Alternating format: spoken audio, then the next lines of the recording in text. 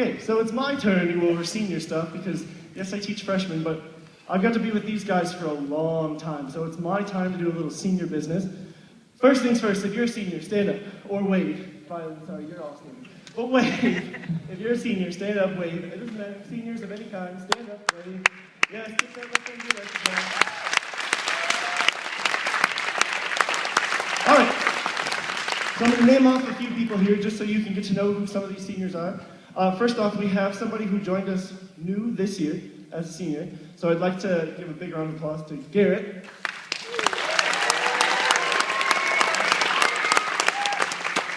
And then we had Ayantu, who joined us 2 years ago. She's also a senior. Give her a hand. And then we had Jared, who joined us 4 years ago. He's a senior. 3 years ago. Sorry. And then, where's Joe? Joe joined us 4 years ago. He's a senior. Give him a round of applause. And then Larry, who also joined us 4 years ago. He is also a senior. All right, seniors, cellos, you can sit for a minute. There's also a very special group of seniors in here that have been with ABC literally since it was born. Like 6 years ago, they were in ABC. So I actually have a little bit I want to tell you about them. I have a story about each one. Short story, I promise. It's not going to take all night. But it was interesting. A couple nights ago, I had a parent tell me their first impression of me as their child's teacher. And it was weird to me because I talk to these people all the time, and I'd never heard what their first impression was of me, or a memory they had of me. So I thought it'd be kind of interesting for them to know what I still, to this day, remember about their first interactions with ABC, especially being, 7th graders back then. So I'm going to call them up to the front, and they're going to line the stage. You should definitely applaud for them when they get up here. So first up, Michelle Sugimoto. Give her a round of applause. We kind of talked about this today in our morning rehearsal, but back when ABC first began, our very first summer retreat, we were working on Swallowtail Jig, and I remember Michelle in the room. She knows this. And she was near meltdown stage. She was so upset about not playing Swallowtail perfectly. And it took everything Mrs. Marr, our violin coach, and I had to get her to be able to play it and calm down and breathe and realize life doesn't end with Swallowtail Jig. And now here she is, she sits 4th chair in symphony, and she's awesome. So give her a big round of applause.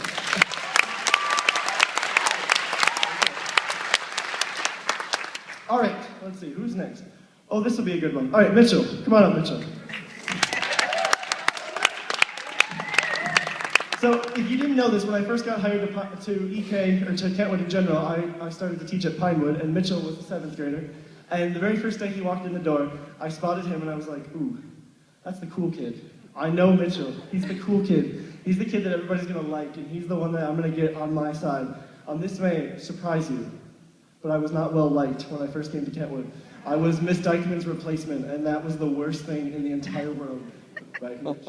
I was not well liked. So, I figured if I could get Mitch on my side, I'd have the cool kid on my side. So when he auditioned for ABC, I was so excited because I knew ABC, this weird, like, rinky-dink thing I came up with, was gonna be cool. So ever since then, I got to know Mitch a little bit better. He's not just the cool kid now, he's actually my Harry Potter brethren. We talk about Harry Potter all the time. He's Mr. Politician. I asked people, they said you're a ladies' man. Apparently he's a ladies' man. And, I don't know. And, just all around good guy. So give Mitch a round of applause.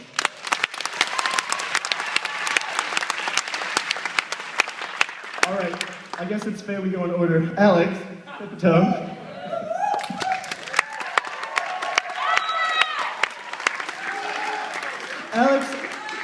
Alex was in ABC the very first day we had it, but he quickly joined in afterwards, and it was mainly because of Mitch, the cool guy. Remember I told you this is going to be my like golden horse.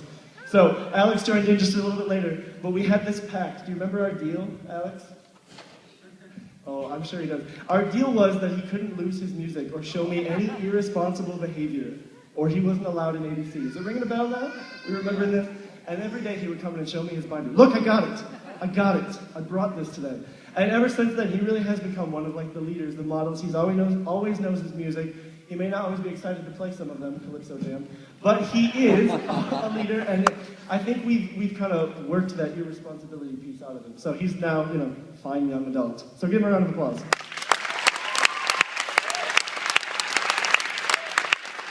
Hidon, where are you? Come on up. This is fun. When we did our ABC auditions, I had a grand total of 22 kids audition for ABC. I think that first year we had like 12 or 13 that were actually in it. And I had listened to piano after piano after piano, and I was so tired of hearing piano auditions. They were all great, but they were all like for release and real classical and real pretty stuff. And then he was the very last audition I had one day. Do you remember this? We sat in that little library room you played.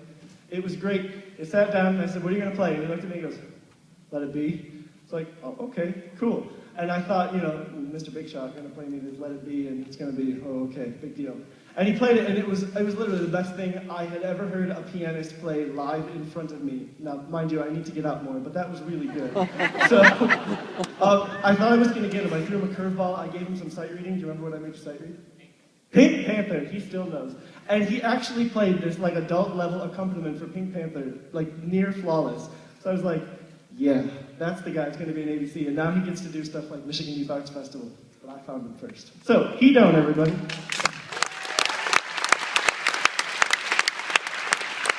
By the way, these are in no order. Michaela Versluis, you can come on up to the front.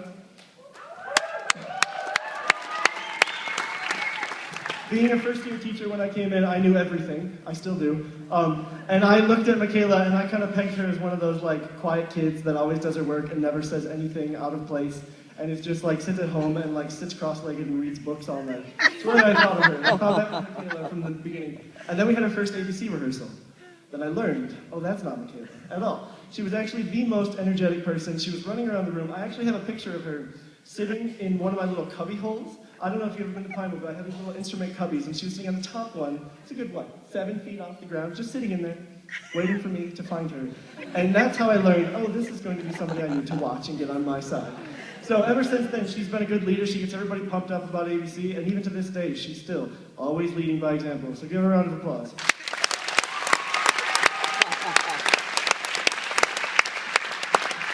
Okay, we should probably go in order. Megan Openshaw.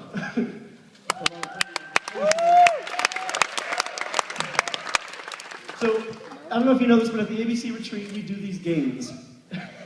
Of course I'm talking about it. So one of the games we play is the donut game, where your friend ties a donut to a string and dangles it over you while you try to eat it. And we cover it with chocolate syrup and all those things. And the very first year we did this, we had finished the first round, and I looked over, and poor Megan looked like she had been shot. She was just like covered in blood and guts, donut blood and guts, and it was probably the most horrifying sight. And I'll never forget looking at her, and I learned 2 things about Megan that day. Number 1, she's a great sport, and she will really do whatever she needs to. But that look of revenge in her eye meant I never, ever wanted to cross her. And it's become like the feud of every summer retreat. They always do. And we have pictures that document how it escalates every year. So that is honestly my first memory of Megan. So give her a round of applause.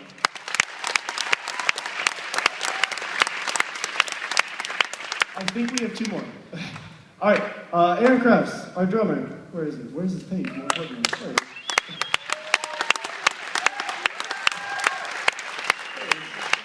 So, like I said, our ABC auditions, we had 22 people audition, not including Aaron. After all the auditions were done, like a week later, Aaron had come up to me and asked if I still needed a drummer. He came into my room, this little red-headed child that I didn't know. He was in band. I didn't know who he was. Just walked up to my room, asked if I still needed a drummer.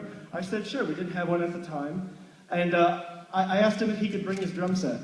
And he said, oh, sure, no problem. Little did I know how much effort that was going to entail with his mother and father. And sure enough, the next day, his drum set was there, and I listened to him play in the band room, and I asked him, now mind you, I don't know anything about drums at this point in time, still don't, but at that time, I said, play a rock pattern. So he played me a nice, solid rock pattern, and then I was like, can you do any swing? He played me a nice little swing, and then I did what apparently you're not supposed to do. I asked him if he could play a Latin, which is apparently really hard. Is it hard? Yeah, okay, apparently it's hard. I asked him to play a Latin, and he played it like flawlessly. And again, I didn't know what I was doing. I was trying to look smart, so I kept throwing all these words out. Latin and jazz and swing and rock, and look at me, I'm so smart. So, and so he did it, and he played it perfectly, and from then on, he cemented, as our drummer in ABC, and he's been at every gig but one, I think, ever since. And it's been awesome, and now he's doing Michigan Youth Arts Festival, and he's going on to be a percussionist at Alma, got accepted to Berkeley. So I think we got the find of the century here with this one, so give him a round of applause.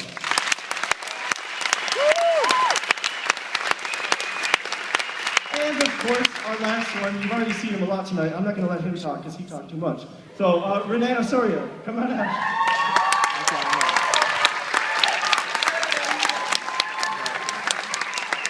This odd instrument that you see Rene holding is not how he started off in ABC. He was actually a violist in ABC. It was him and Michaela, and that was it, right? There was no other violas that year. There was those two. And he's a good violist. I mean, nobody gives him credit for it because they always see him on this. They see him as a guitarist. Ooh, guitar, guitar, guitar. Now he's got a composition thing too, so good luck. Nobody's going to know you're a violist. So he asked me at the end of that first year, can I play guitar? Can I play guitar? And I was like, no, you cannot play guitar. I need violas. You are not playing guitar. So I did what I thought was difficult, and I told him he had to learn Swallowtail Jig. What I said in my head and what words came out were two very different things. In my head, I said, learn the chords to Swallowtail Jig. What I said out loud was, learn Swallowtail Jig. So he showed up the next day, or no, it was probably about a week later, and I said, did you learn Swallowtail Jig? He said, sure. Here I'm expecting 4 chords, nice, pretty chords. And he'd actually learned the melody on the guitar, and he'd learned the chords to go with it, melody, chords, everything. And I was like, well, man, this kid can do this without me even saying that. I definitely want him. And ever since then, anything I've ever asked, he's figured out how to do. And I think the most notable one you should know about, when we played Slumdog Millionaire, I was like, man, I wish I had a sitar. Like the big Indian instrument. I begged for a sitar. And the next day, he figured out how to do it with paperclip and a piece of tape. So, I still to this day don't understand the physics of it. But these are my founding members of ABC, so give them a round of applause.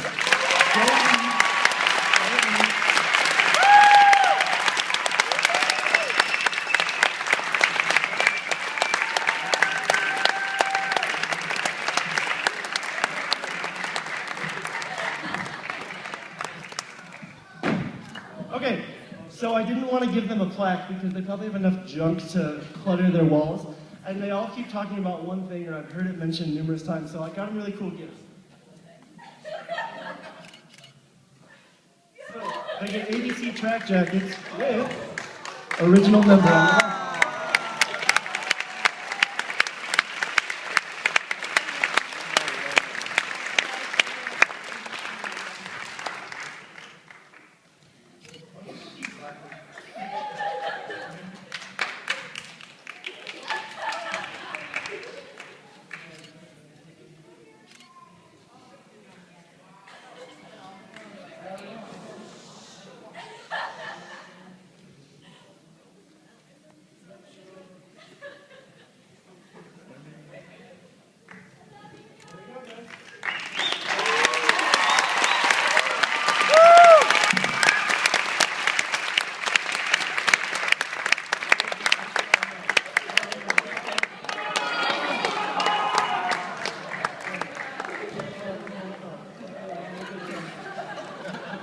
Mr. Hudson hates hugs, by the way.